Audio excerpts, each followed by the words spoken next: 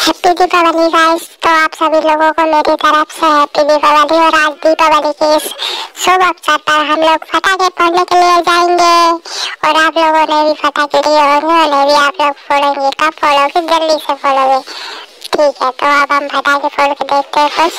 Guys हम तो यहाँ पे पास में पटाखे फोड़ रहे हैं, लेकिन आप ये गलती मत करना। अगर आप लोगों ने हाथ में रख के पटाखे फोड़े तो आपका हाथ कट जाएगा बम की जगह।